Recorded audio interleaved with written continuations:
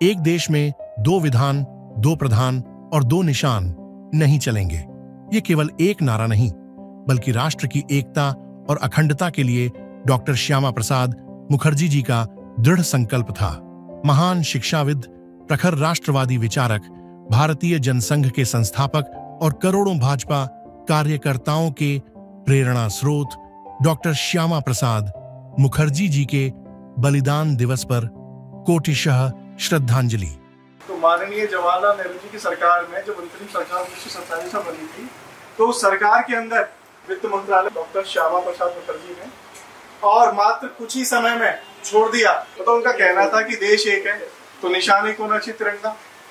प्रधान दो क्यों है? प्रधानमंत्री एक यहाँ के हैं हमारे, वहां के प्रधानमंत्री अलग हैं, तो दो प्रधान क्यों चलेंगे?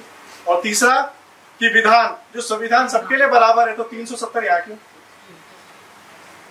कुल मिला के जो सोच अगर ऐसी हमारे राजनेताओं की हो जाए कि आज मुझे कोई पद नहीं मिल रहा या मुझे पद मिल गया है तो सिर्फ मैं उसके कारण चुप हो जाऊं कि मैं वित्त मंत्री हूं और चीजें जो मेरे आंखों के सामने है, मैं आंखों देखी, मतलब चीजें जो कहते हैं ना आंखों देखे, आंखों वाले जब अंधे हो जाते हैं कि आंखों से नजर आ रहा है कि भी कुछ गलत हो रहा है और हम चुप बैठे हैं, तो उन्होंने सत्ता को त्याग कर भारतीय जनसंघ की स्थापना की।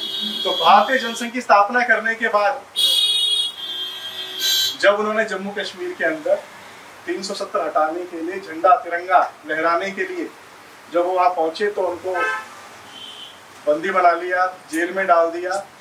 और देखिए कहने की बात नहीं है, इसको बोलते हैं कि भाई अकस्मात या फिर संदेहात्मक जो इनकी मतलब मृत्यु हुई वो कोई संदेह नहीं था, उसके पीछे भी कुछ ना कुछ राजनीतिक षड्यंत्र होगा। एक बात हिंदुस्तान के सबसे कम उम्र के वीसी रहे हैं, जो वाइस चांसलर जिनको हिंदी में कुलपति कहते हैं, तो डॉक्टर श्यामा प्रसाद मुखर्जी रहे 33 साल की उम्र।